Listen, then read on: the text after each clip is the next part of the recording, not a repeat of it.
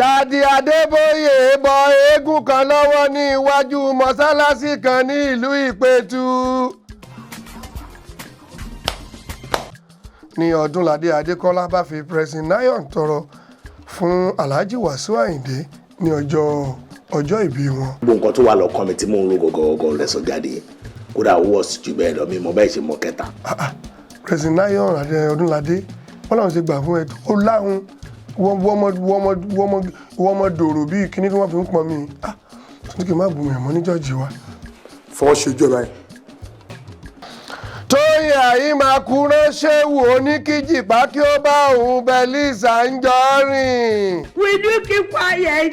Màmá Ire sọ wípé every night ni òun rí Kòfó Tinubu tí gbogbo àwọn ènìyàn mọ̀ sí owó náírà bet ní ojú àlá pẹ̀lú Olúgbòhùn àti jígà tuntun. Ọọ̀ni of Ifẹ̀ yóò fi àwọn ọ̀tá rẹ̀ jẹ oyè Kòwátọ́ of Nigeria.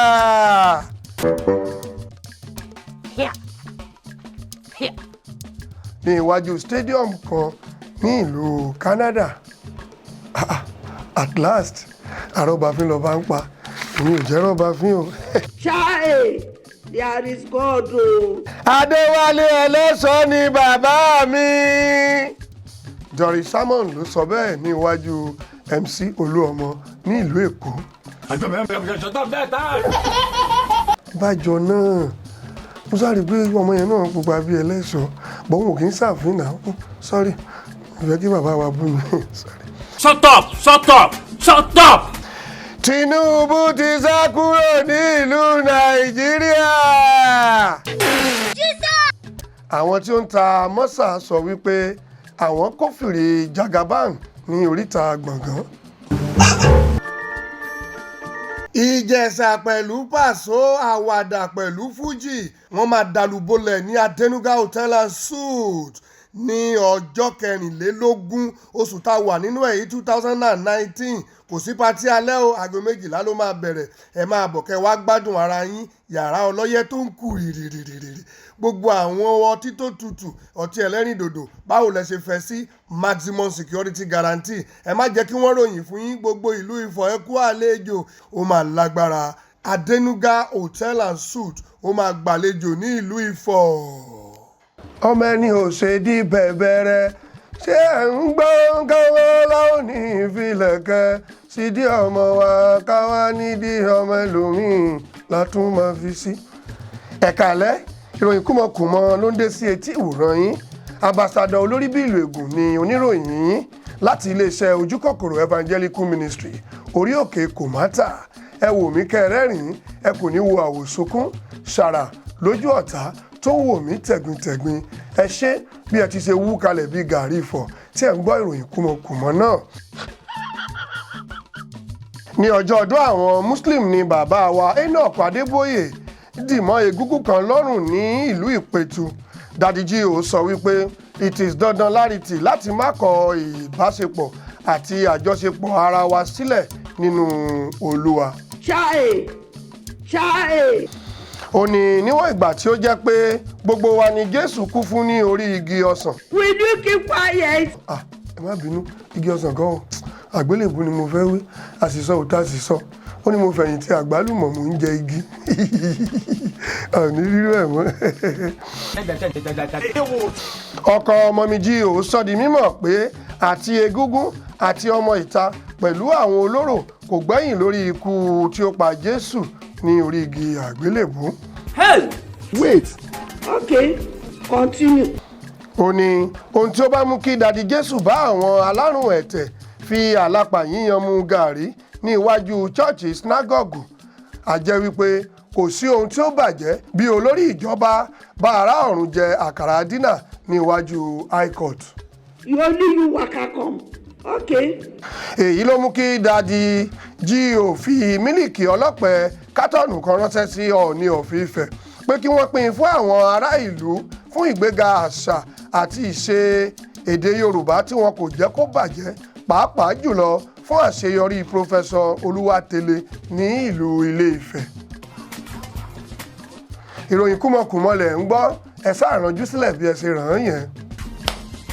Daddy G.O wá ṣe ìlérí tí kò ní yẹ̀ pẹ̀lú ìbínú níwájú ọba Àkárìgbò of Ìjẹ̀bú pé àwọn yóò ya ọjọ́ kan sọ́tọ̀ láti máa fi bá àwọn ará ọ̀run egúngún sọ̀rọ̀ Ọlọ́run ní ẹ̀ẹ̀mẹ́ta lọ́dún fún ìlọsíwájú eré bọ́ọ̀lù aláfẹsẹ̀gbá tí gbogbo àwọn ènìyàn mọ̀ tí wọ́n ń pè ní Big Brother Naija.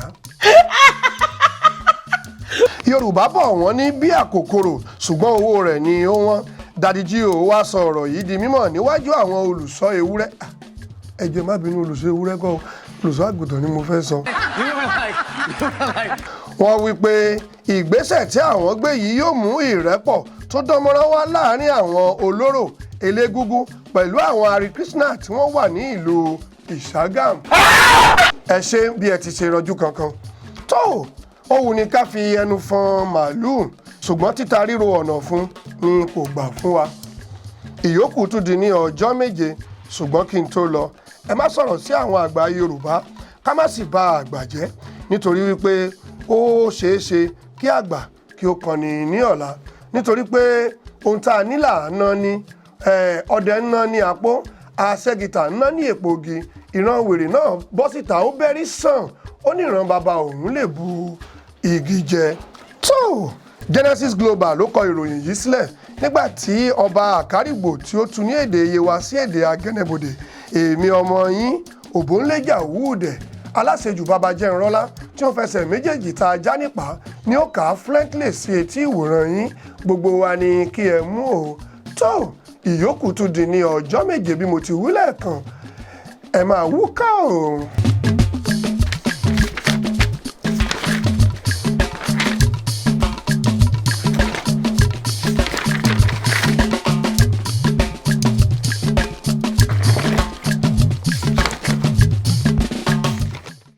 Ìjọ Fountain of Redemption Church of God tí ó wà ní nọ́mbà 7A Kappa Avenue Pangrove Estate nílùú Èkó fi tìfẹ́tìfẹ́ pè gbogbo ènìyàn sí 2019 Adult Adoption Anniversary tí yóò wáyé ní ọjọ́bọ̀ Thursday 21st of November 2019 music concert láago 9 alẹ́ àti ní ọjọ́ ìsinmi Sunday 24th November 2019 ní dédé aago 11 àárọ̀ nìsín yóò bẹ̀rẹ̀ nínú ilé ìjọsìn wọn náà bákan náà àkòrí The Great God Ọlọ́run tí ó tóbi jùlọ Deuteronomy 10:17-21 oníwàásù ọjọ́ náà Special Apostle Prophet Dr. E.A. Ajijola akọ̀wé ìjọ ni Lady Evangelist Prophetess Adetutu Akínsọlá olùgbàlejò àtolórí ìjọ náà ni Special Apostle Prophet Dr. SBS Ọbánlá ẹ̀lú Ọbánlá rèé 0703-976-5777 lẹ́ẹ̀kan sí 0703-976-5777 apanilẹ́rìn ọjọ́ náà Evangelist Ọláríwájú Omíyínká aka The Anointed Comedian wòlíì àgbà alàgbà ṣàkété Jésù retí yín o.